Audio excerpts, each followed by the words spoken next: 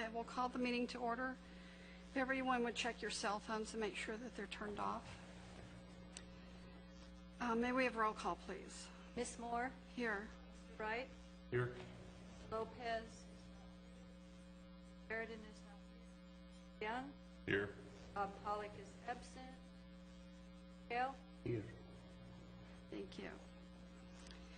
First item on the agenda is approval of the minutes from the February 10th, 2015 meeting. Do we have a motion to approve? Make a motion for approval. Mr. Young, thank you. Is there a second? Thank you. Is there any discussion?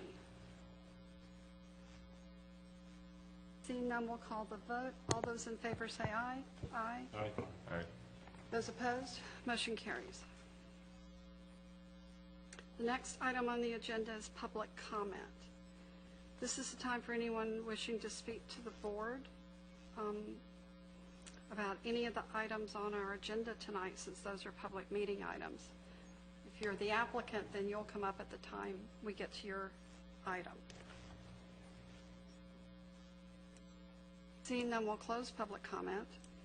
The first item for public meeting item is resolution number 2981-15, the site development order for Hammock Park subdivision. Do we have an applicant?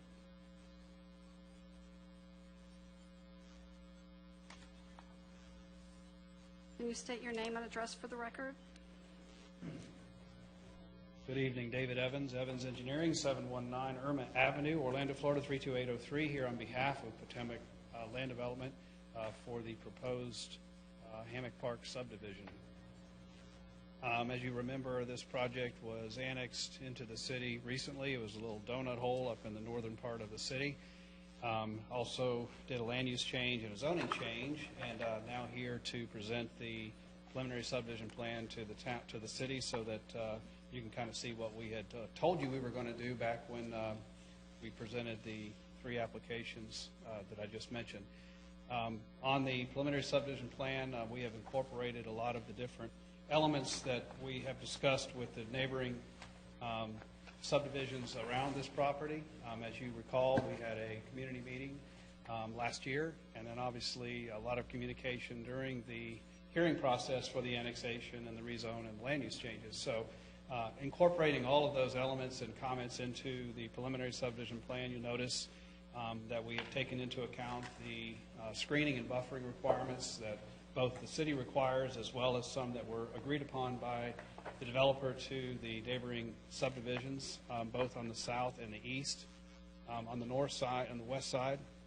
On the east side, we have proposed a screen wall up along Shangri-La Lane, and as you know, as a part of this development, Shangri-La Lane is improved and paved to city standards. Stormwater retention is handled up in the northwest corner, and that stormwater retention also provides retention for Shangri-La Lane as well. The proposed method for sanitary discharge is through the neighboring subdivision to the north. The developer has an agreement with them to discharge their sanitary sewer into the existing city-owned and maintained lift station.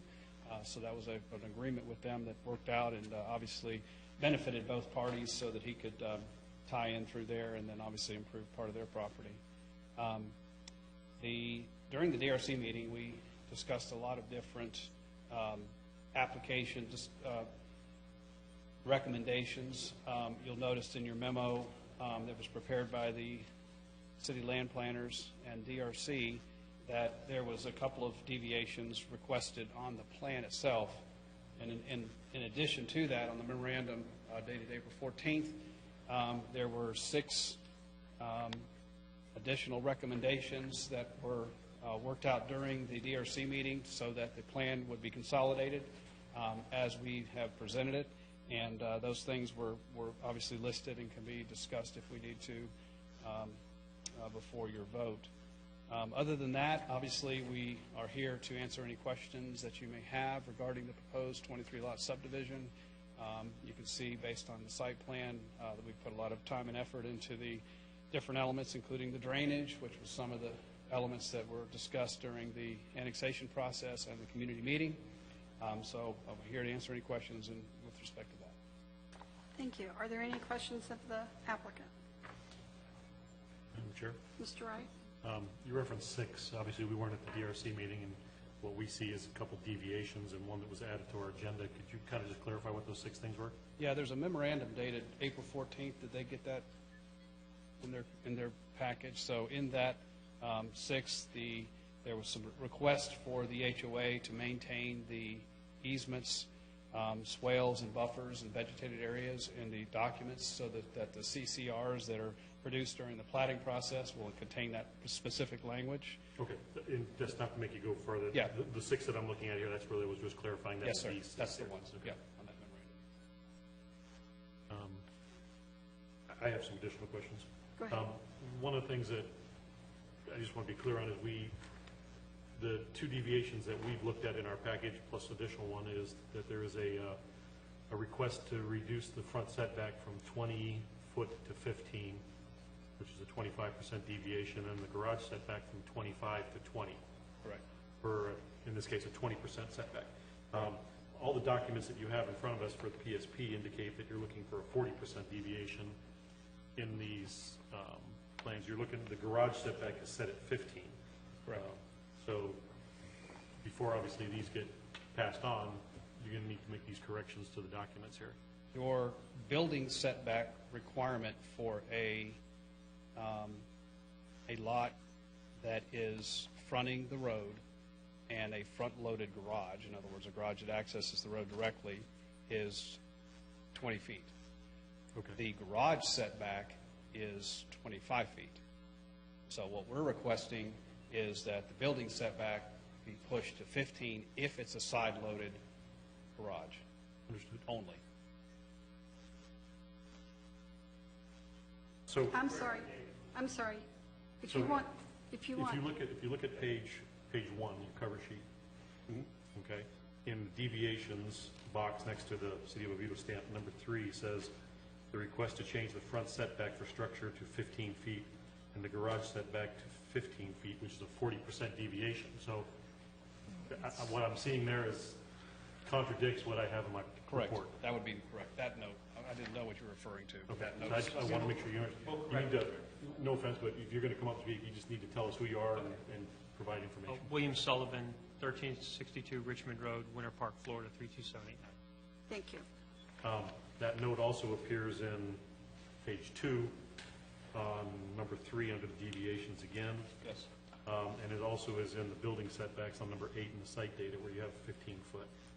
And then, obviously, the question I have is, going back with the deviations, one of the things that's in our report tonight is that, I guess during the DRC meeting, there was a request because of they asked you for a 5-foot track that, my understanding is one single lot, lot 2, was affected, and that probably needs to be added to these plans as well because it's not reflected there. That was something we just saw tonight. We just did that after the DRC. Yes, sir. We'll add that to the. Okay. Another item I picked on, and staff, I sent a list of questions to staff today providing some answers, is that one of the things you say in here too is number 12 is that your minimum lot depth is 120. It's really not applicable because you do have some lots that are less than 120 as far as depth goes. Probably ought to just take that out completely, and obviously verify with staff that that works. Drainage, and again, I would like maybe an explanation from you as the engineer of record. The site has the requirement obviously for stormwater treatment. You provided a pond, but lots 15 through 22 don't connect to the pond. They direct discharge right to the city system. As far as I can tell, at least, let maybe explain if I'm not seeing that correctly. Let me explain that for you. 15 through 22 has a rear yard swale system. If you look on details C, sheet 5, you'll notice that there is a typical lot diagram that actually shows a 8-foot drainage easement in the rear yard. So Correct. you see that on the plan as well. Yeah. If you look down on the far west corner, there's a drainage inlet, Yep. connect to existing 30-inch storm with junction manhole. Okay, that inlet picks up the water in those backyards and pipes it north into the retention pond. So that, And the retention pond ties into an outfall structure that takes it out to the west. Where's the outfall then? Could you explain that? Outfall is right between lots, what number, there they are, 52 and 53, 51 and 52. You'll see an easement over on the west side of the property, right about the middle of the pond. That's a wet pond, so right in the middle, there's a little square that So sticks out if to it's the west. correct me, if everything's draining, these are all C lots, so they're draining from the house back. Correct. Everything's collected in the back, I understand that, and it's going to an existing pipe that runs along Back, the backside of, and that existing pipe goes into your pond? yes. There's a Okay. connection to that pipe. Okay, in the that's, pond. to me, it looked like it was tying into an existing system without going into the pond first, so It goes straight into I'll let that. engineering deal with that. Got it.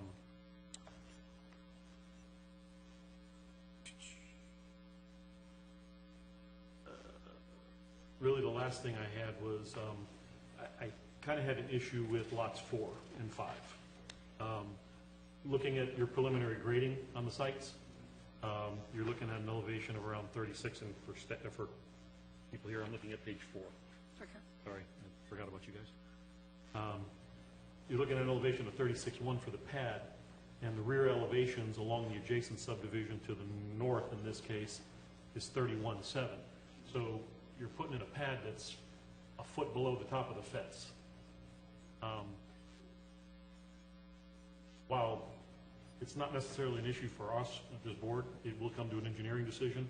I will tell you that we've had numerous people come to this board after the fact and complain because while they've allowed a subdivision, they filed their voices, they've agreed that, it's within their rights to build stuff, but what they don't realize is when somebody comes in behind them and builds something that's 6 foot above grade from the back of their house.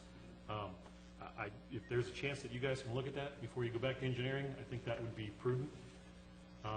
We don't have the option of putting an 8-foot fence, so anybody behind there has basically got a bird's eye view of your house, so. There'll be at the back. I'm sorry, can you speak into the microphone, please? Sorry, in the back of the yard, there'll be a 6-foot fence. The 6-foot fence, but again, the elevation I'm looking at is 31.2 on the back of the property there, and it goes up to 31.7, which basically means the top of the fence is then 37 feet, and your footprint is 36.1. So your house is sitting, assuming it's a 1-story. If it's a 2-story, it's even worse. So I would just like to point that out. Again, I can't control how you put that in there, but I'm going to make my opinion known at least and make you guys aware of a concern that we would have at that point.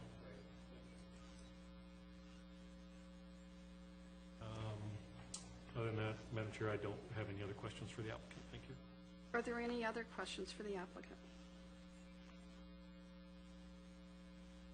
Okay, I have a couple on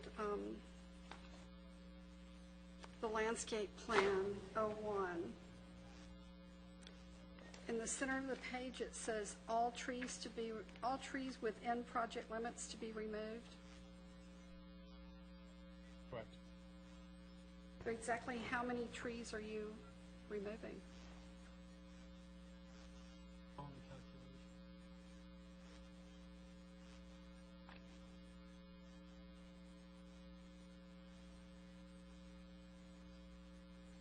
think, Madam Chair, if I could help, on LAO 1, there's a table that basically gives a tree total count of, it looks like 520 trees. Was that based on inches? That's what I was seeing. So you're really removing 520 trees? Inches. Those are inches. Inches? Well, that's why I want to be clear, because if I look at the table, and I'm sorry to overspeak you here. Go but, ahead. The first row is an 8-inch, I guess that's the size in inches, 8 inches, and it says 2 underneath it. So I'm assuming that that's not either, if it's inches, it's going to be 16, or it's going to be a unit count, so.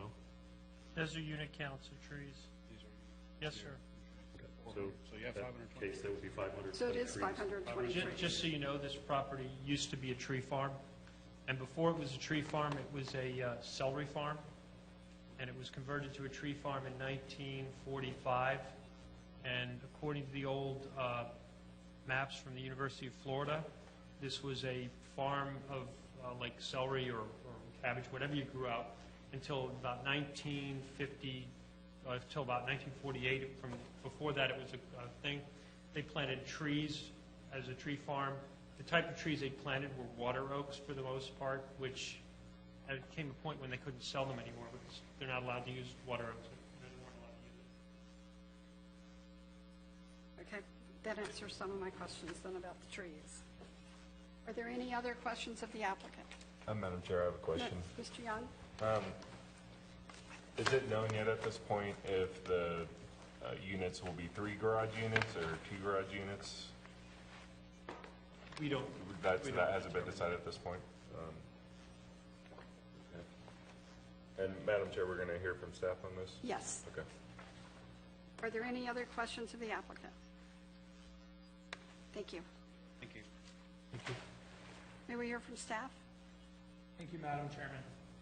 This is a request for the Planning, Zoning, and Appeals Board to consider and make a recommendation for a preliminary subdivision plan of a 23-lot, single-family residential development. The proposed subdivision is located on the west side of Shangri-La Lane, approximately 227 feet north of Artesia Street. The total land area is approximately 9.91 acres. The proposed subdivision comprises 3 parcels. The owners are the following: Weiss Realty Corporation, Lake Margaret Company, and Betty Costley. The applicant is Bill Sullivan, Potomac Land Company, and the applicant's consultant is Evans Engineering Incorporated. Subject property was annexed into the city by ordinance number 1554 and ordinance number 1603. The annexation request comprised 10.11 acres and was adopted by City Council on November 17th, 2014. On the same date, the City Council adopted future land use and zoning map amendments pertaining to the 10.11 acres, which includes the proposed Hammock Park subdivision land. The effective date of such ordinances is December 17th, 2014. Future land use designation of the whole subdivision is low-density residential, and the zoning district of the whole subdivision is residential R1.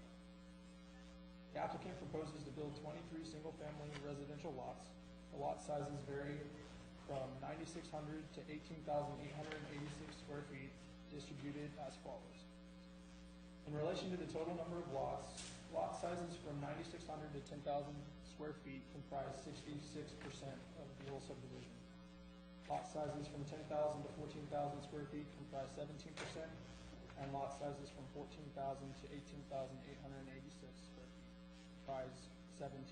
The minimum lot width is 80 feet, with some lots reaching a width of 115 feet. The applicant requests the following deviations. A deviation to LDC section 4.12. This deviation request is to change the front setback for a building from 20 feet to 15 feet, which is a 25% deviation, and a garage setback from 25 feet to 20 feet is a 20% deviation. Second deviation there is LDC section 4.12 as well. A deviation request to change the rear setback for a building on lot 2 from 25 feet to 20 feet, which is a 20% deviation.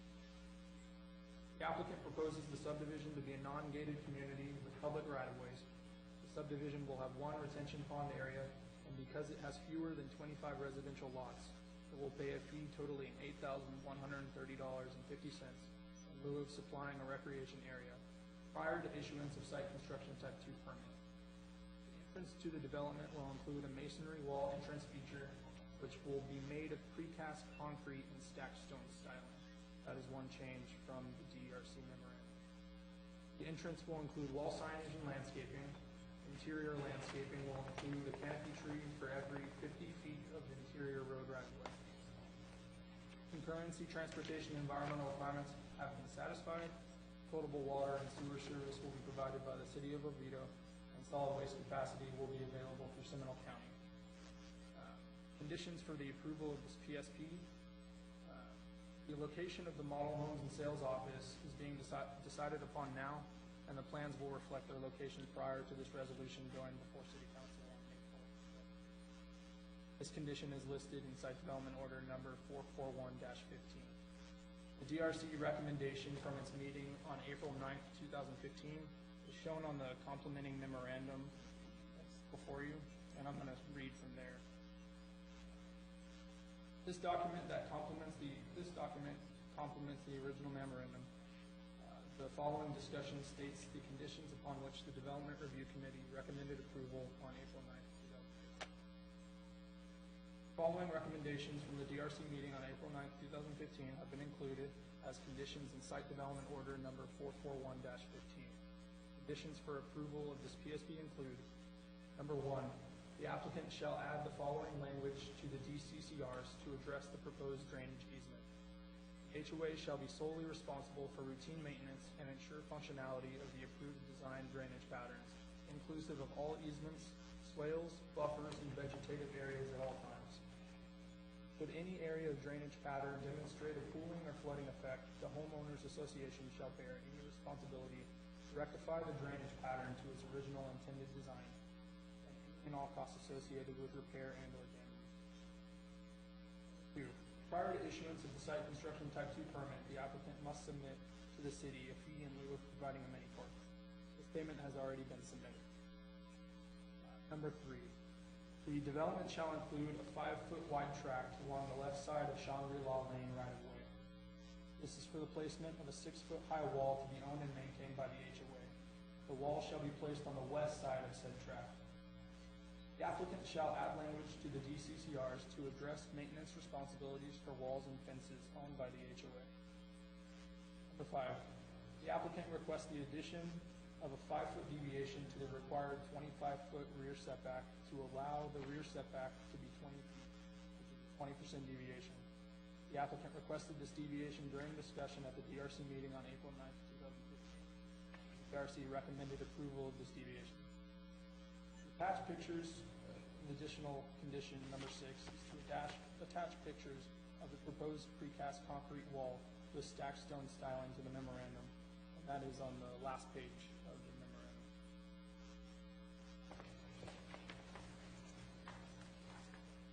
The City Council will consider this PSP on May 4th, 2015, and staff recommends that the PZA recommend approval of resolution number 2981-15, approving the Hammock Park preliminary subdivision plan, subject to the conditions contained within Site Development Order number 441-15.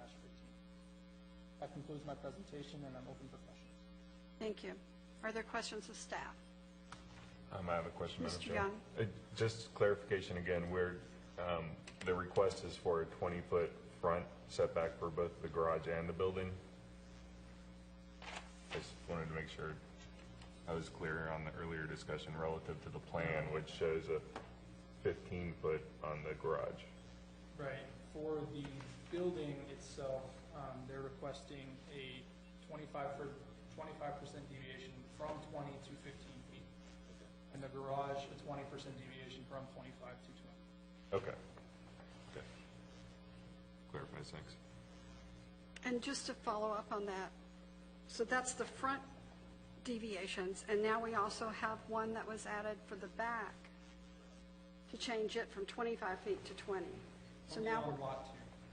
I'm sorry? Only on lot 2. Okay. And that deviation is caused by the addition of the tracks for the wall. But we are talking deviations on all the lots for the front? It's only ones that, Well, the language of the deviation would allow all of them to have that. According to the applicant, they are intending only to use when they use the side garage. when it's necessary. At this time, according to what we discussed, they I'm don't know sorry. exactly. They don't know exactly where these side garages will be, so this is for all of the lots, the front setbacks, yes. It covers all of them. So do we not have language in here that specifies that that deviation is only for The lots with? deviation currently allows all of the lots to potentially have those setbacks. The applicant currently doesn't know whether or not each lot will have those requirements, but the language as it is now allows them to have that option with each lot. Okay. Are there other questions of the applicant? Or, I'm sorry, of staff? Madam Chair, Mr. Wright? I'll reference a drawing real quick for you. Number 2 on the plans that we have above us. There's lots 6 through 13. They're in the center of the access route. And then I'm Could you jumping repeat to, those lots? what's that? Could you repeat? Yeah, I'm sorry, lots 6 through 13. It's the interior lots, not the exterior perimeter. It's the ones that are inside the right-of-way tract.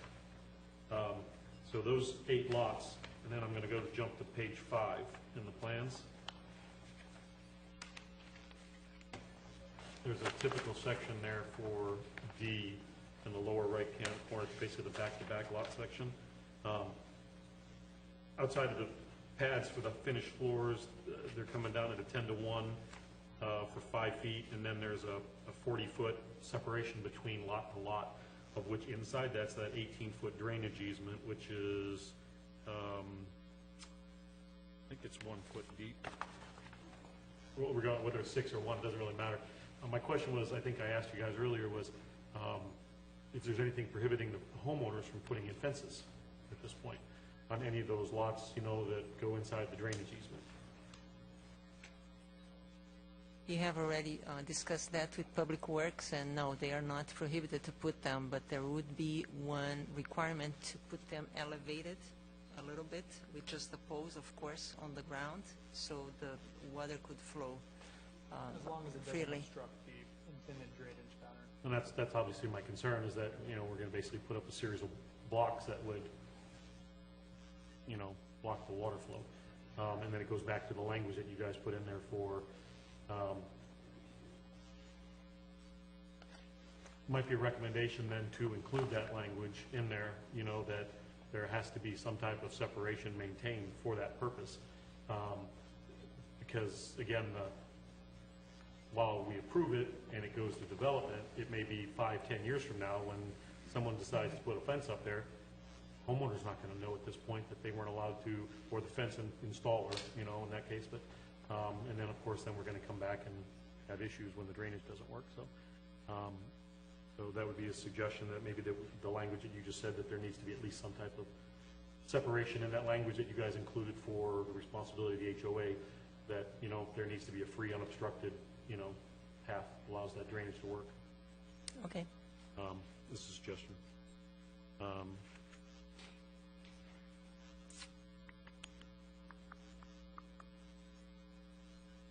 As far as you heard what I asked the applicant at this point, obviously there are some concerns that I had, especially like the grading elevations on lots 4 and 5, that they're basically 1 to 1.5 feet below the top of the fence, you know, that as I would understand it, we probably will not see the final engineering drawings, you know, that they will either be through staff approval, but I would like at least some assurance that, you know, we're going to talk to the city engineers again before that, you know, comes to that point of approval, you know.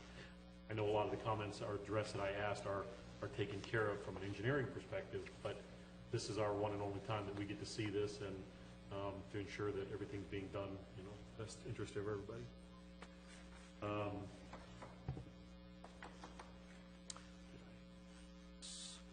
There was one question. The conditions that you mentioned that would all be included in there prior to going to the, one of the things in your staff report was that the model home and sales, is that part of a condition that needs to be in there? Or is that just going to be taken care of? That's going to be taken care of Okay. before city council. Okay.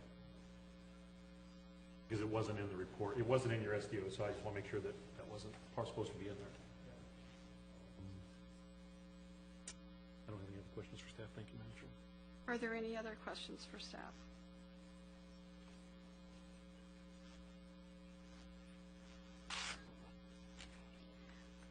I'm concerned that if we leave the language the way it is for this deviation, if that's granted, and it allows every lot to have the shallow front where it's from 20 to 15 feet, and with garages from 25 to 15, these lots are going to be awfully shallow, and they're not compatible with the surrounding subdivisions. I'd like to see some language in here that either restricts that to homes with the side garages, and perhaps even restricts the number, the percentage of the lots that can have that short of a setback, rather than being able to say they can build all of them with side garages, so they still get the 15-foot setback, that it's limited. Madam Chairperson, would you have a proposal in terms of the percentage? Well, could I interject, Madam Chair? Sure. I guess the key was, you said, the ones that could have a side entrance. Really, I don't think there's, unless I'm mistaken, I'm not sure how these interior lots like along the perimeter that are side by side, unless they don't have a direct access to the road, I don't know how they would have a side entrance. So maybe there's a way to negotiate down the specific ones. You know, if they have a, yeah, which ones? Which lots? For us versus us trying to come up with a number, you know. Can you come back up, please? Mr. Evans? Again, David Evans, Evans Engineering. Mr. Wright's made a point that some of these lots don't appear to be able to have a home with a side entrance on them. Let me explain just a little bit about our theory behind that, and what we did notice is we completely agree that the deviation for the front setback is only required in the case where they have a side entry garage first. So I would say in that particular deviation that we modify that to include four side garage entries only, because it doesn't say that in the condition. Number one. Number two, in side entry garages, typically what's done, I'm sure you've seen them a lot, but in the case of a side entry garage, you usually have a driveway that fairly closely hugs the property line, and then obviously the pad that we show is specific to the full pad width, setback to setback on each 80-foot lot. With a typical lot, you probably have a 60-foot pad, so you'll have more space on one side or the other, where that side entry garage will work. It requires 10 to 15 feet to do a side entry garage.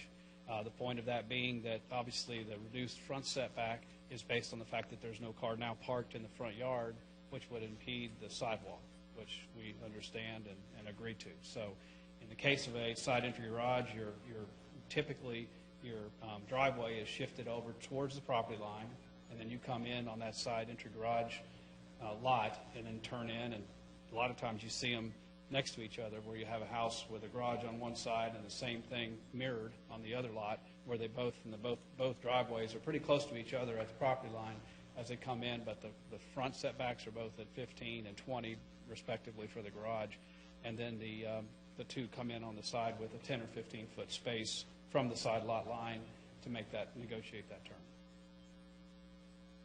So in the case of percentages and how many and all that kind of stuff, I would suggest that you don't limit it to the percentage of lots because it's typically you won't have the entire subdivision do that type of thing, but I would recommend that you encourage that type of activity, because it certainly changes the look and feel of a subdivision not to have front garages on the street all the way up and down. It kind of, you're putting the side of the front of the house and not the garage door in the front, and it is a prettier look. So, Madam Chair, Go ahead. at this point, maybe I misspoke. Pretty much any lot in here can be, with the design that you have, Yes, can sir. have a side lot. With the 80-foot wide lots, yes. That gives us enough room with the flexibility on the type of lot. And you don't buildings. have any objection to us putting in language in there for the front setback, just to add the language that for homes designated with a side entry Absolutely. garage? Absolutely. Okay. Okay. Yes. Good. Thank you. Thank you. Are there any other questions? Madam Chair, I lied. I'm Mr. sorry. I Wright? do have one more for staff. Just real quick, on the front of the exhibit that we have, which is their cover sheet number 1, under the deviations, which we've spoken of 3 that are actually in the SDO, there are 2 others in there that reference what they call in deviations to the retention pond slopes. I mean, they're more engineering related stuff, geometry of the maintenance berm and that kind of stuff. Are those deviations? So we probably should remove, what I'm asking is we should probably remove those from that deviation list, because that's really not going to be part of what we're doing tonight. And it's an engineering call. Correct. I spoke with the city engineer, and he told us that those should be taken out of the plan. Okay. That will be done prior to city council. Okay, thank you. Thank you. Anything else? Okay. This is a public meeting item, so there's not a public hearing on it. What's the board's pleasure? Madam Chair? Mr. Wright? I'd like to make a recommendation to recommend approval of resolution number 2981-15, site development order 441-15, with the following changes. I'll try to be as clear on these as possible. That the language for deviation number 1, in this case, be changed. The language basically says a deviation request to change the front setback for a building from 20 to 15, 25% deviation. I'd like to just insert the language that basically says for a building with a approved side entry garage. And obviously you can get the language, with the applicant, if anything is conflict, so. So change that to the deviation. Obviously, for the SDO, we need to add, oh wait, no, I'm sorry, it's already in there. And then really just the comments that I made regarding the PSP, that there was some corrections that need to be made. I don't want to go specific on everything, but I think the applicant knows what he needs to have done, so that those be taken care of as well. Okay. Do we have a second? Madam Chair, I'll second. Mr. Young, thank you. Is there any discussion?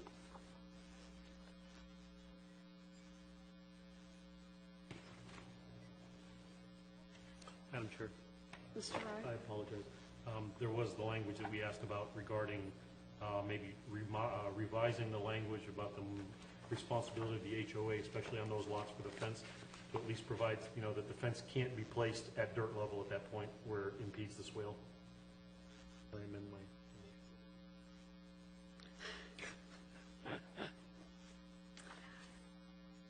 Does the seconder agree? Yes. Thank you.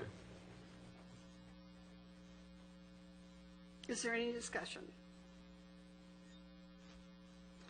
Seeing none, we'll call the vote. All those in favor say aye. Aye. Aye. Opposed? Motion carries. This item will be considered by the City Council at which meeting? May 4th, at 6:30 in these chambers. You're welcome.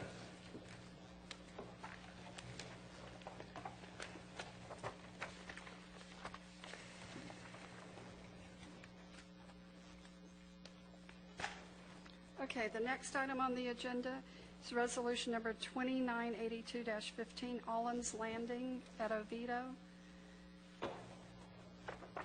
May we hear from the applicant? Will you state your name and address for the record? Sure.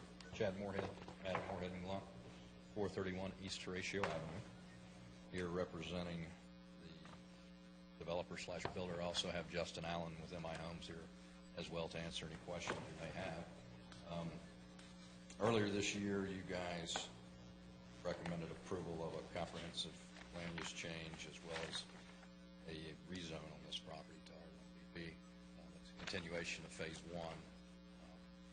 The buffers on the north and south will remain the same. The minimum lot size will remain the same. A couple of revisions to the DA. DRC recommended. We're fine with all of those.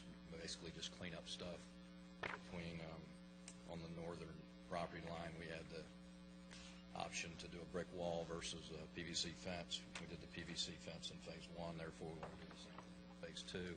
I believe it also mentions the brick wall that we're doing along County Road 419. So with that, it's like I said, a continuation of phase 1. believe last time when we were here, we had several residents out that had concerns over drainage in Phase 1 and several things like that. Obviously, they're not here tonight. We've met with them several times. I believe we've taken care of all their concerns. Also, when we went to the City Council requested that the project do a right turn lane as well as a left turn lane that was already constructed on County Road 419. MI Homes has agreed to do that. It's actually into the county right now. That I'm available to answer any questions. Okay. Are there questions of the applicant?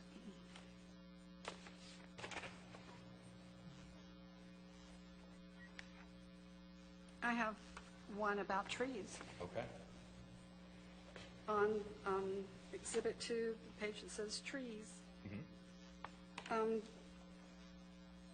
If I've read your chart correctly, it looks like you're preserving 13 trees out of 642.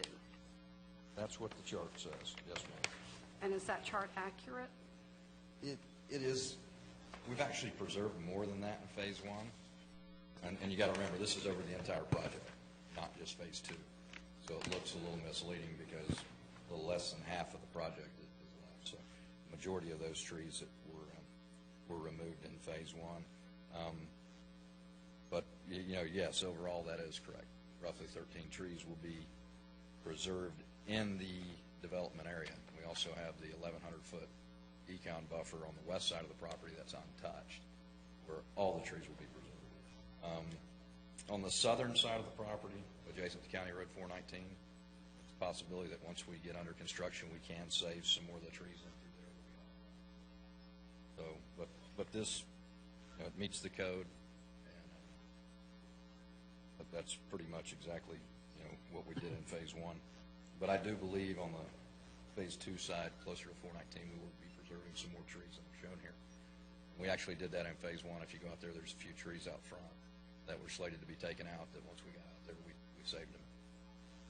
And one of the things that caught my attention is you've got 27 heritage trees, and you're taking out all of them. Yes, ma'am. There's no way you can move a driveway or Unfortunately, the way we have whatever to to grade, save some of those? unfortunately, the way we have to grade the site in order to make the drainage work, there's really not an opportunity to save those trees if they fall within the lots.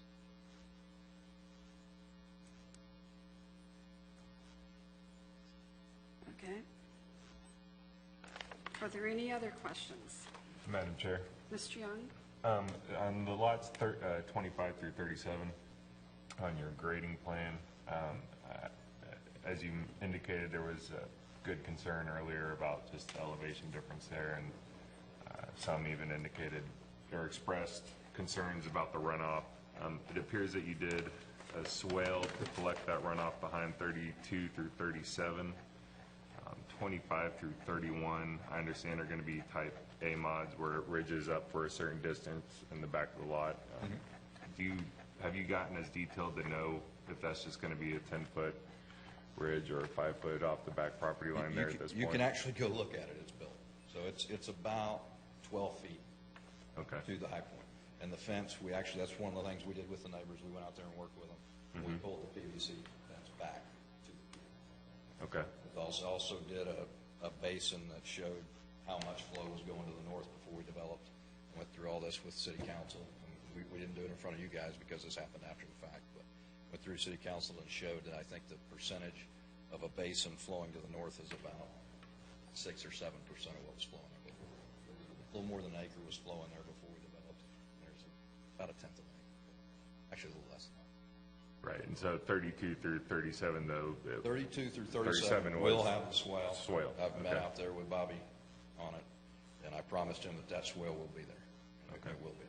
And Phase 2 is actually already approved by St. John's with that swale on it. Okay. Are there any other questions of the applicant? Mr. Wright? Question, more of a comment. Hence my comment to Mr. Evans this evening regarding his lots. Was thank for you from the last time. So, again, Mr. Young, the grade separation obviously is becoming an issue for us, and so keep that in mind. Yes, sir. Thank you. Thank you. And we hear from staff?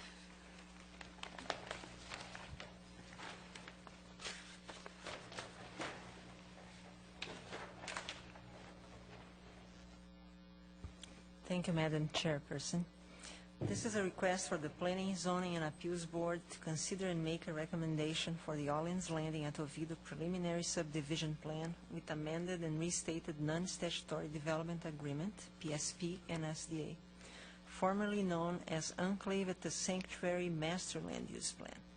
The subject property consists of approximately 16.14 acres, located along the north side of County Road 419, east of Willingham Road and directly adjacent to the Sanctuary PUD. The property owner and applicant is MI Homes of Orlando, LLC, and the applicant's consultant is Madden, Moorhead and Glunt, Incorporated. The subject development was previously approved as a master land use plan with a non-statutory development agreement for a church use on its western portion and a residential subdivision on its eastern side. With a recent future land use change of the western side of the property from rural to low-density residential and conservation, and change of zoning from agriculture to residential R1BB by ordinance number 1613 and ordinance number 1614 respectively, the applicant proposed to change the whole development from an MLUP and SDA to a residential preliminary subdivision plan with an associated amended and restated non-statutory development agreement. He also proposed to change its name from Enclave at the Sanctuary to Orleans Landing at Oviedo. The same property has undergone a series of changes in its future land use, zoning, and development agreement, which is described below under the subtitle Chronology of Changes for reference purposes only.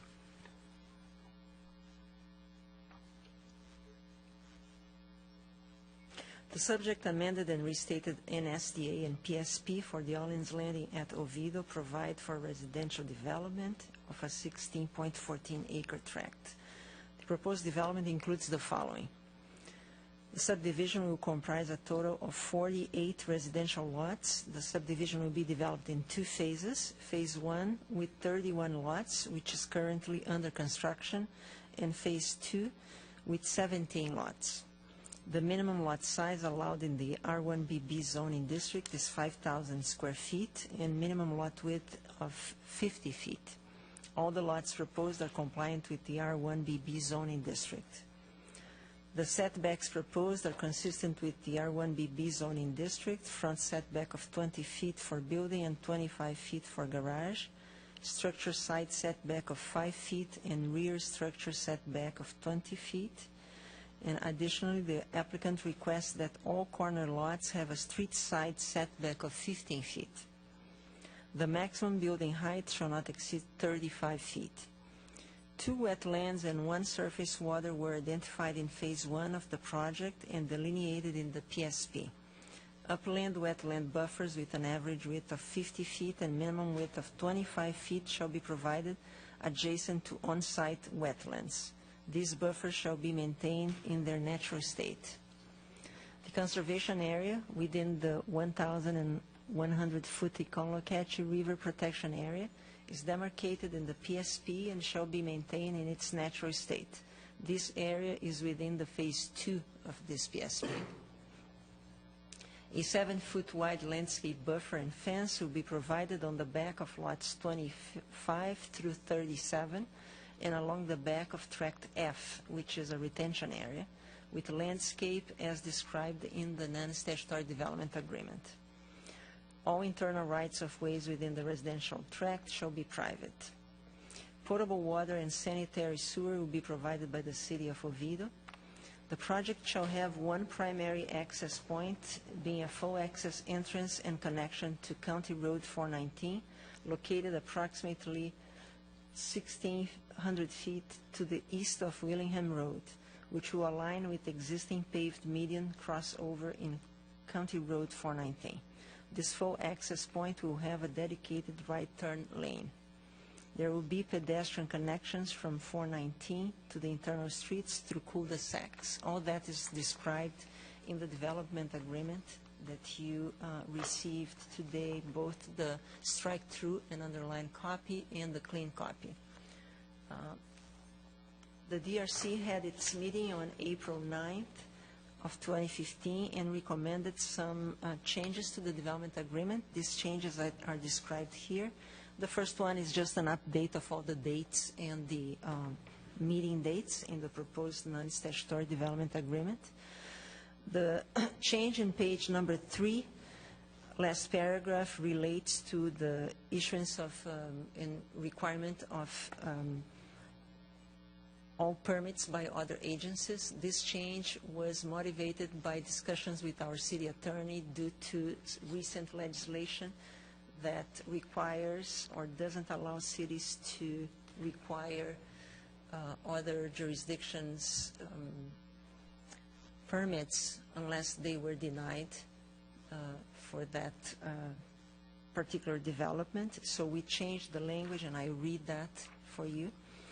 The issuance of a development permit or development order by the City of Oviedo does not create any rights on the part of the applicant to obtain a permit from a state or federal agency, and does not create liability on the part of the city for the issuance of any such permit or order if the applicant fails to obtain the requisite approvals or fulfill the obligations imposed by a state or federal agency, or undertakes actions that result in a violation of state or federal law. It is a general condition of all city development permits and development orders that all applicable state or federal permits be obtained prior to commencement of the development, and failure to do so may result in the city reporting such failure to the appropriate state and federal agencies, and such agency or agencies may take enforcement action. To that end, please note that the density of any project is not guaranteed until all required permits and approvals are obtained from all applicable state or federal permitting authorities.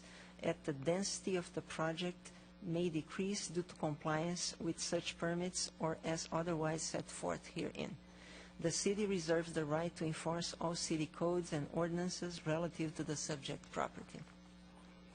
The other changes, they are also reflected in the copies of the development agreement that you have in front of you, that they were provided today, which is a deletion of redundant language regarding the 1100 Econ-Lacatch River Protection Area.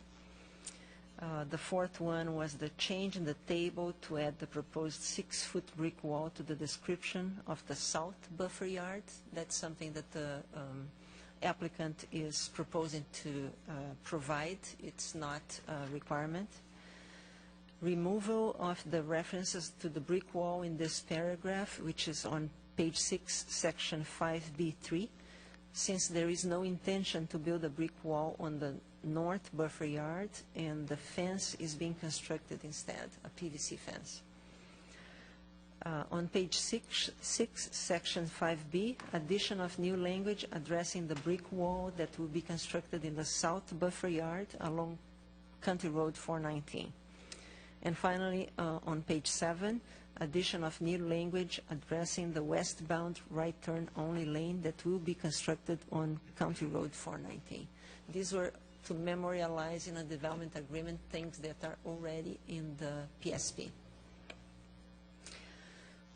All the DRC recommendations were incorporated into the non-statutory development agreement, and they were attached to these complementary staff reports. So it is recommended that the PZA recommend adoption of resolution number 2982-15, approving the Orleans Landing at Oviedo preliminary subdivision plan and associated amended and restated non-statutory development agreement. This concludes my presentation, and I am available for questions. Thank you. Thank you. Are there questions of staff?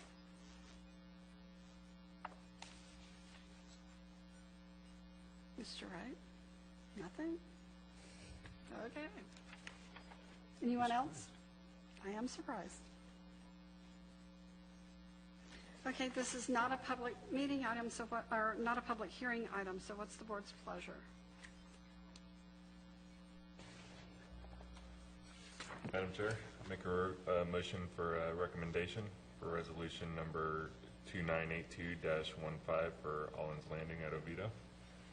And that's to approve. To approve. Do we have a second? Second. Thank you. Is there any discussion? Seeing none, we'll call the vote. All those in favor say aye. Aye. Opposed? Motion carries. This item will be considered by the City Council on May 4th at 6:30 in these chambers. Good luck.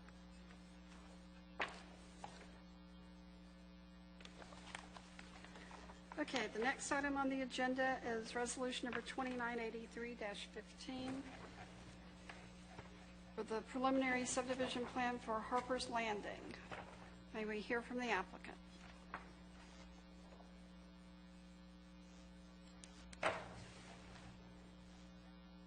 You state your name and address for the record. Good evening. My name is John Herbert.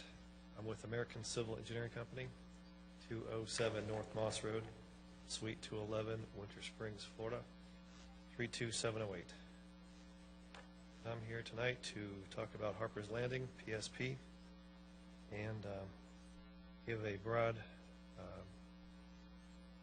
statement as to what we're doing out there, then answer any questions. Harper's Landing is a little over 3 acres in area. No rezoning was required. The zoning is R2. No land use was required change. It's medium density residential. This project, if you haven't noticed by the plans, is a infill project from the best definition of infill. It's next to the high school, not quite next to the high school, but on the other side of Pine Avenue. And the property fronts on Pine Avenue and Chapel Street. Because it is an infill and it's an odd-shaped piece of property, we had to use some imagination to develop the property. And what we came up with was a method to minimize the impact to the natural land and still produce a viable development. We're not requesting any deviations or variances. Everything is per the Land Development Code. At this point, I could answer any questions. Are there any questions of the applicant? Madam Chair, Mr. Young? how far are you along in your stormwater design at this point, and have you approached the Water Management District with anything? Yes, we had a pre-application meeting with St. John's in January. Went over the methodology and drainage issues. Okay, did they bring up anything about the essentially the closed basin that you have on site? Yes, they concluded that we have to provide storage for our site and not raise the staging of the water on the adjacent property. So it's like a split basin almost. Right, is that a pre-post volumetric rate? Or, Yeah, pre-post volume. okay. And that's where my concern is. I just wanted to make sure that you had adequately addressed that, because the stormwater area just looked relatively small in relation to the challenge. Right. Well, the nice thing about the property is it has nice topography. We don't have to do a lot of filling or a lot of cutting, and just basically put down the house pads, raise them up a little bit, and save as many trees as we can.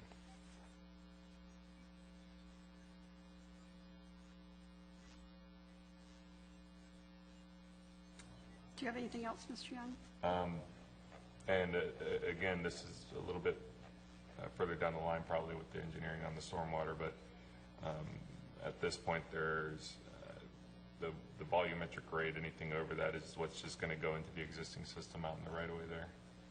You're right. We're going to do a pre-post 25-year, 24-hour storm with an outfall to Chapel Street. Okay. The eventual outfall is Bear Creek and then Lake Jessup. And Bear Creek is not impaired? Or, I know, but Lake Jessup is. right.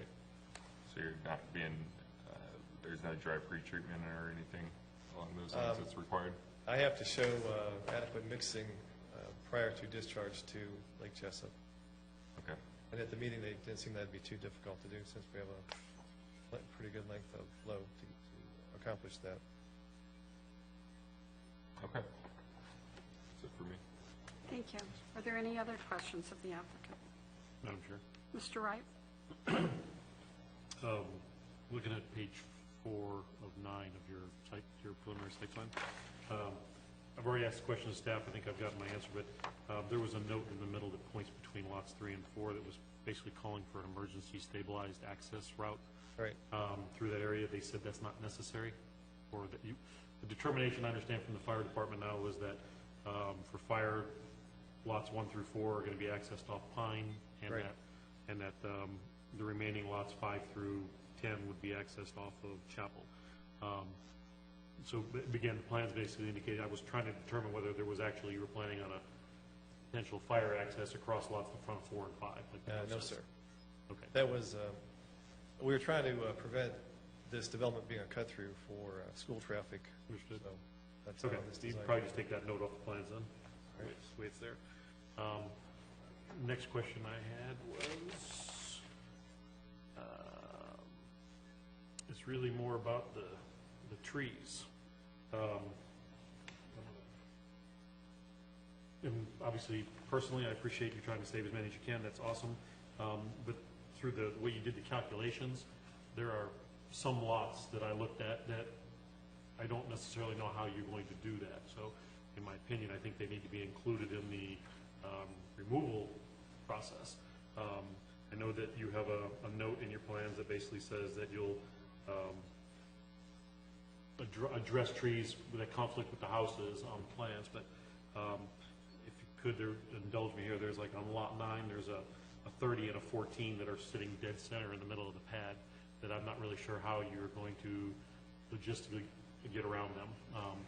There's also in lot 10, there's also in lot 3, there's a 13-inch, there's 1, 2, 3, 4, 5, 6, 7, 8, 9, 10, 11, 12, 13, 14, like 15 trees I've potentially identified that are sitting in the middle of the pad that I think, truly believe need to be added to the calculations for at least at this level. I think they should be identified that you are going to remove them. If you save them, great, that would be awesome. And then, then you can work with staff to, get the appropriate, reduction.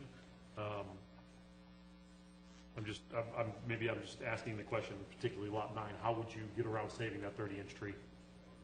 Please forgive me, I didn't bring a set of plans. Garrett, can I borrow your Go points? ahead, hand you mine. There's some extra ones here.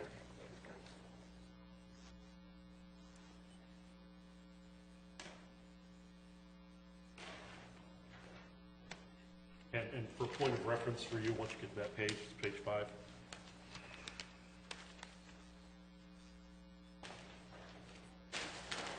Okay, which lot? I'm looking at, I'll start with lot 13, I'm sorry, lot 3 up on the north side.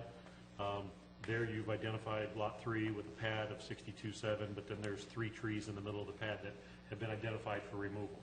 Correct. Okay, now I'm going to jump to lot 9, and basically similar geographics. I have a 30-inch and a 14-inch in the middle of the pad that are not subject to removal. Lot 10 has a 10-inch in there. In this, Yeah, I would agree with lot 10, that's dead center.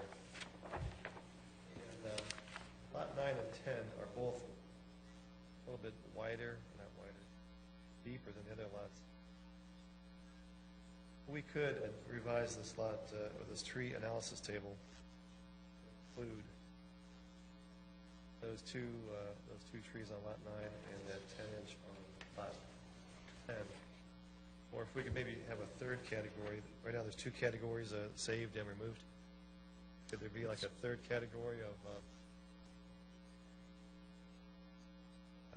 questionable in the footprint of a house or within the setbacks, but until we get a house plot plan for each lot, we're not sure. I understand these are not model homes. They're not all the same? Are No, they- they're going to be custom custom or? homes. Oh, by the way, with me tonight is Mr. DiLorenzo. He is the home builder and the developer, and he is a custom home builder. So and we are envisioning people being attracted to this development because of its natural setting. So they may go to heroic measures to save a 30-inch oak tree. I'm not talking about like Frank Lloyd Wright or anything, but Understood. you never know what might happen. But if that 30-inch tree does get removed, then we would be paying the replacement credits over here. And honestly, that's my concern, is that this is our point of time where we identify what those credits are, and if we don't cover them now and then you determine later that you can't get by it, and that we don't really have any recourse at that point. So All right. I believe, like I said, there's in this case, identified lots 1, 2, 3, 5, 6, 9, and 10 that all had potential conflicts. And again, I wasn't looking at every single one in the building pad. I was looking at things that were just very straightforward, obvious. Right. So again, for your purposes, I'd like you to revisit that. I'll obviously talk to staff. Maybe there's a solution that we can come up with, as you indicated, that might come up with a third way to fix it.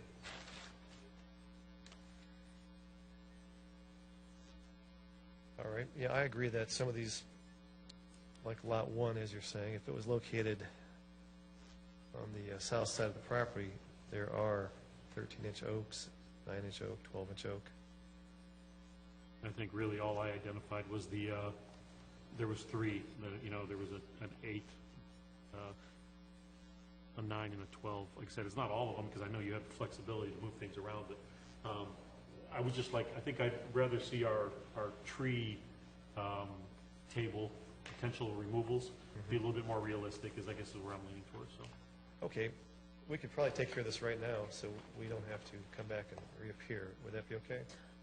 Yeah, what we could do is, that would be a recommendation, and you could then, prior to city council, you would have to submit for us to check, and then we would do all the changes and, of course, approve them. That sounds I good. mean, review them. Our intent here is not to stop you tonight, just just to help at least make sure that we're protecting ourselves here. Right. I have no further questions. I have one to follow up with Mr. Wright's comments about the trees in the center of the lots. Several of your proposed driveways have trees in the middle of them. And some of them, such as Lot 5, if you just move the driveway to the other side of the lot, where there aren't any trees, you can save several there. The same thing with Lot 2. If you move the driveway over, then you've got several trees there that could be kept that you don't show are being taken out, but obviously not in the middle of the driveway. Yeah, I agree with Lot 2. Between lots 4 and 5, we were trying to keep a distance between the two driveways. So with trees and vegetation. So we're trying to, like I said, keep a visual barrier between 4 and 5. But I do see where Lot 5, we could, move that driveway to the east. Even if you move it to the center of the lot instead of all the way to the... Right. But most houses, the driveway's one side or the other, just for the sake of the house being laid out. There are neighborhoods where I've seen them where the driveways are curved around the trees and still go into that same side, but they just make an allowance for the tree. All right. Perhaps you can look at doing that with some of them. Yes, ma'am. In fact, I'll probably go out there and actually look at these two trees to see if they're in good condition. And a lot of times when you clear the pines out, the trees don't look the same. So I'll look into those two trees right there.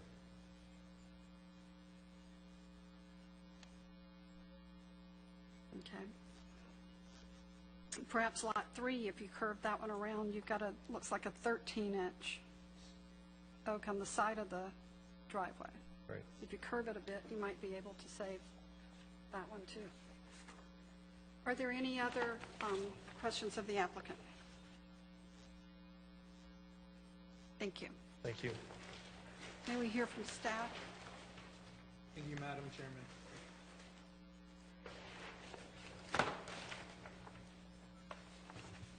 This is a request for the Planning, Zoning, and Appeals Board to consider and make a recommendation for a preliminary subdivision plan of a 10-lot, single-family residential development. The proposed subdivision is located on the north side of Chapel Street and the west side of North Pine Avenue. The total land area is approximately 3.07 acres. The proposed subdivision comprises one parcel. The applicant is FTI Development LLC, and the applicant's consultant is American Civil Engineering. Subject property has a future land use designation of medium-density residential, and the zoning district of the whole subdivision is residential R2. The applicant proposes to build 10 single-family residential lots. The lot sizes vary from 9,511 to 17,997 square feet, distributed as follows in relation to the total number of lots. Lot sizes from 9,500 to 10,000 square feet comprise 30% of the lots. Lot sizes from 10,000 to 14,000 square feet comprise 30%, and lot sizes from 14,000 to 17,097 square feet comprise an additional 40%. The average lot width is 80 feet, and some lots reach at least. The applicant proposes the subdivision to be a non-gated community with access easements provided for driveways and sidewalks to the homes. 6 homes will have access to Chapel Street, and 4 homes will have access to North Pine Drive. Driveways will be 16 feet wide and made of asphalt. The driveways will include an extension of approximately 4 feet of 5-inch thick turf block over a stabilized base of body of grass. This is sufficient to support a 40-ton fire vehicle and will include approved signage to indicate fire lanes. The subdivision will have 1 retention pond area, and because it has fewer than 25 residential lots, the applicant will pay a fee in lieu of providing a recreation area. Concurrency transportation and environmental requirements have been satisfied. Potable water and sewer service will be provided by the City of Oviedo. Solid waste capacity is available through Seminole County. The DRC recommendations from its meeting on April 9th, 2015 are shown on the complementing memorandum before you. This is a document that complements the original memorandum. The following discussion states the conditions upon which the Development Review Committee recommended approval on April 9th, 2015.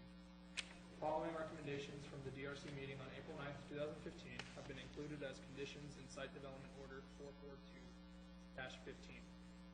Conditions for approval of this PSP include: number 1, the applicant shall put a plug valve in the force main at the property line to demarcate the point of ownership. And number 2, prior to issuance of the site construction type 2 permit, the applicant must submit to the city a fee in lieu of providing a mini park. The City Council will consider this PSP on May 4th, 2015. Staff recommends that the PZA recommend approval of resolution number 2983-15, approving the Harbors Landing preliminary subdivision plan, subject to the conditions contained within Site Development Order number 442. This concludes my presentations, and I'm available for questions. Thank you. Are there questions of staff? Madam Chair, Mr. Wright?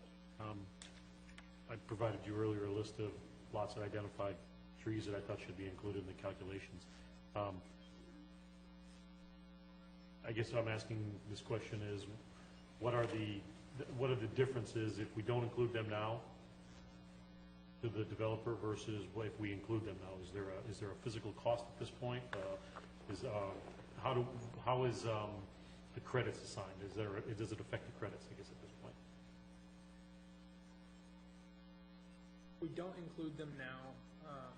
The assumption is that the burden of the trees will be transposed to the individual property owners. When they come in for a clearing and grading permit, those trees will be taken into account as either preserved or replacement trees, depending on whether or not they remove them. At that point, as you said, the burden is on The individual property. the individual property owner at that point. They're not necessarily responsible, or they're not held to the same standard then for tree replacement then. They must have at least 3 trees per lot. Well, that's a given anyways at this point, but for instance, a 30-inch tree would fall in our category of a 1-inch to 1-inch replacement value. It is the same. It is the same. If you have, Sorry. They would have to replace the same amount of trees per inch and on top of the 3 trees per lot, just as the developer would. Okay, so there really isn't There's not a difference. there's not a difference at this point whether that was to be included or not? The only difference is that if it's taken care of now, the developer can place the trees anywhere on the site, the replacement trees, whereas when the individual homeowner comes in, the sites would be maintained on their lot.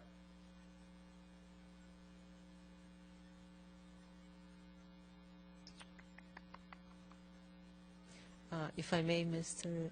Chairperson, yeah, we had already another small subdivision that probably you are familiar with, the Terra-Lago subdivision, which the clearing and grading permit was not given for all the lots at the same time.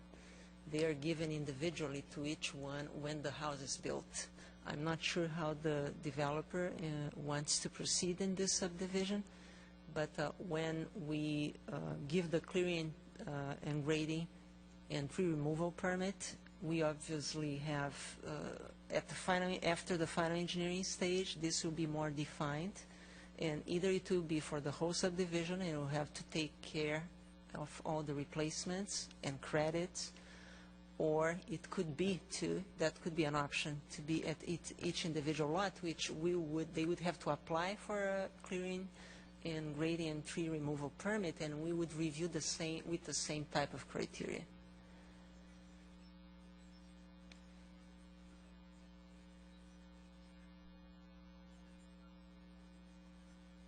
One question? Sure. Unrelated to trees. I noticed the one thing, because of the size of it, obviously the parks part is, it's in lieu of fees.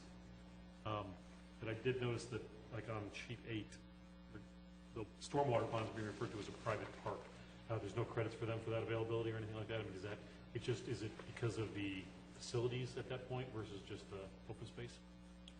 Right. We only use 50% above the control line of the stormwater pond into open space. And if they don't meet that's only for open space.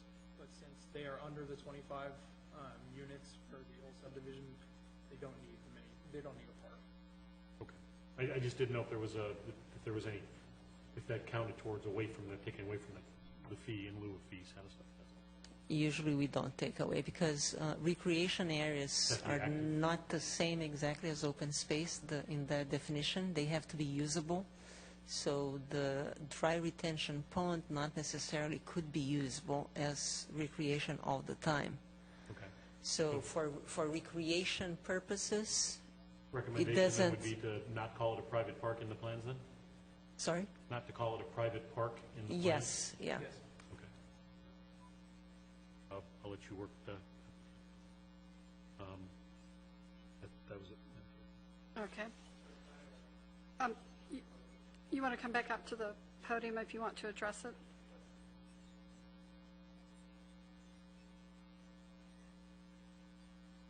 Thank you very much. First item, besides trees, is the line that says driveways will be made of asphalt. We'd like to have the option to maybe go with brick pavers or concrete. We're not certain how that asphalt would be our last choice, actually.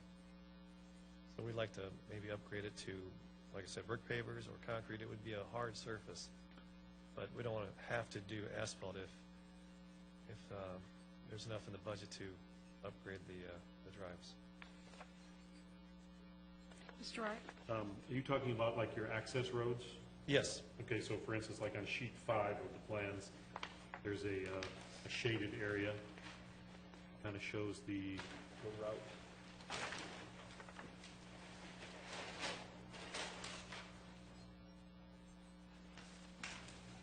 Yeah, that shaded area could be concrete. Because right now the legend says it's either asphalt or concrete common driveway, but you had mentioned you said possibly pavers. Yes. Or pavers and concrete. Obviously, we can't, we're not going to make that judgment call, but that would be something that you could work with staff and whether or not that's an acceptable material. You would need to speak to the fire department. Yeah. I mean, it's all about fire weights at that point, so. But I would recommend that that'd be something you potentially work with staff on. Okay.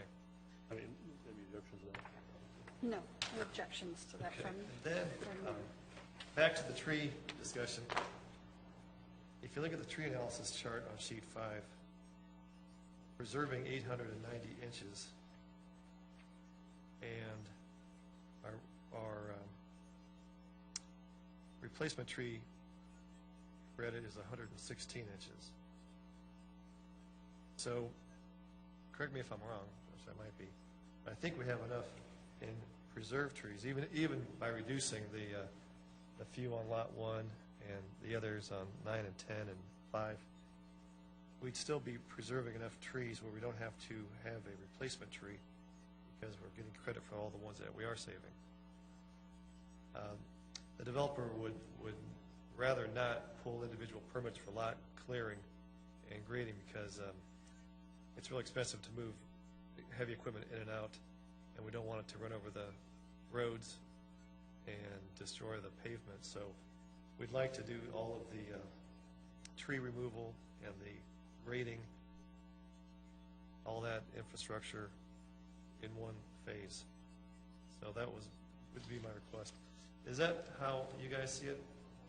We have, It is an option. You can have in one phase. As far as replacing these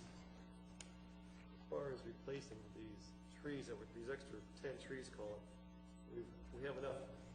You have enough credits, credit yeah. to take them out without replacement. Yeah, they have enough credits that the removal of those trees would not affect. Mr. Wright? I think you answered at least my concerns, that regardless of whether they're shown as being removed now or when they pull their permit, if that tree is going to be removed at some point, it still has a replacement value as far as we're concerned, you know? Yeah. So if it's determined later on that it's my concern was that, you know, after the fact that somebody decides to cut it down, you know, while they're building the home, obviously 20 years from now they can do whatever they want, but that, or at least right now, that there is a way to protect, especially the larger heirlooms type stuff that we've designated. So I think I'm satisfied with that.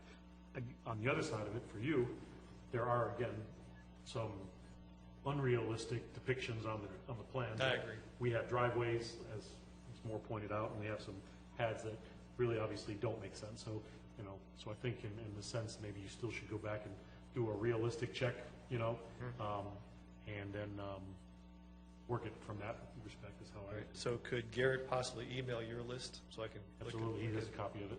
what he's looking at? And then in a day or two, I could revise that sheet 5 and send it back to you for your review and approval. Good.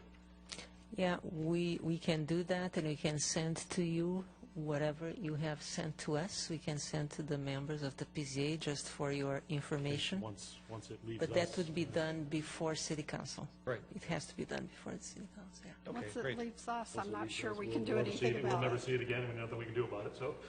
Well, someday when you drive through there, you can. All we can do is try to, you know, obviously look at the best interest of, you know, for the city and everybody else. All right, thank you.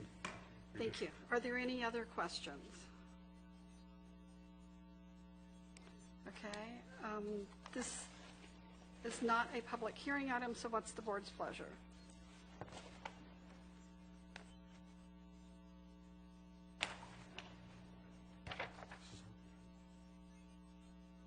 Yeah. Madam Chair, Mr. Wright? make a motion to recommend approval of resolution number 2983-15. Am I doing the right one? Yes. Because it looks like I read this earlier. Site Development Order 442-15.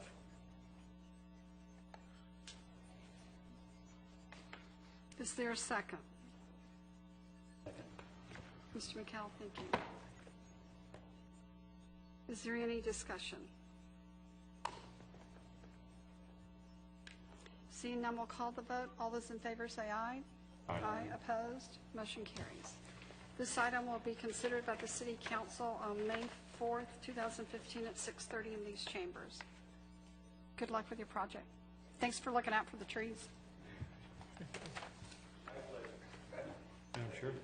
Mr. Wright? Would you, just a question for Patty, would you please verify that the first motion I made wasn't this number? That's why it looked familiar when I reread it, and that's why I paused. Okay, I just want to make sure that I didn't misquote the resolution when I made my first amendment, that's all. Thank you. There are no public hearings tonight. Do we have any discussion items, since we don't have any on the agenda? I have one. I'm not real comfortable with coming to a meeting like this tonight, especially where we have 3 different items, and all 3 of these, we did not have DRC's recommendations until we got here, and some of those were lengthy. I'm not comfortable with having our meetings set so close together, or having these projects, trying to push them through so close together, that we don't have the benefit of having DRC's recommendations before we get here tonight. And then when we get here, to go through it. I would much rather prefer that To have developers not, that the staff doesn't feel like they're pressured so much by the developers that they have to set the meetings, schedule their hearings closer than what allows us to have those recommendations. Yeah, Madam Chairperson, we will certainly take that into consideration, and I would even suggest that you could send in writing that request, so when discussing with the developers, we would have that to prove that it's not just because of us, but the boards, they really would prefer to have the recommendation from the previous board at the time that you receive your packet. I would think that the developers wouldn't want to get to us and then only to have it continued because we didn't have an opportunity to review all the information that we're supposed to be considering. We agree. And that would certainly be an option that could happen. Especially in situations where we have lengthy DRC recommendations. Yeah. Is there any, are there any other discussion items? Seeing none, our future meeting dates are, Madam Chair, I'm sorry. Mr. Wright?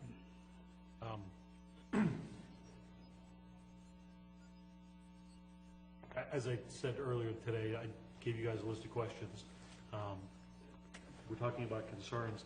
The concern I have is our patented answer in most cases when it comes to engineering-related stuff is that it'll be taken care of in engineering. But from a standpoint for us, we're asked to look at a preliminary site plan, which is basically consists of, for all intents and purposes, most of the content required to get approval, from landscape, tree removal, grading, utilities, typical sections and everything like that. And it's getting, at times, we don't normally get a lot of these, but obviously tonight we ended up getting 3 of these, that there was what I consider to be some fairly questionable engineering decisions being made by the developer that appear to be getting through the DRC level, which I'm assuming engineering is part of. Now, I guess I'm looking for is if there's a solution, how to resolve that. Obviously, me sending you my questions today was because my schedule, I just couldn't get it to you quickly enough. But is there something that we can look at, maybe have engineering come to us one night to have a conversation as to how we can better communicate information that we feel is inadequate or doesn't work, and maybe get a better understanding why they let certain things go by, if that makes sense. Yes, we certainly can communicate with the Public Works Department, and we can arrange to have a meeting where they can come here to discuss that. I mean, we've met, we annually meet with our city attorney to talk about our roles and, how we respond and act. We obviously have worked with planning staff, so we have, we understand, that relationship, but a lot of the stuff that comes out of DRC, whether it's fire, utilities, stormwater, public works, we don't necessarily understand some of the decision-making process, so maybe it would be a good workshop time, work session in the future.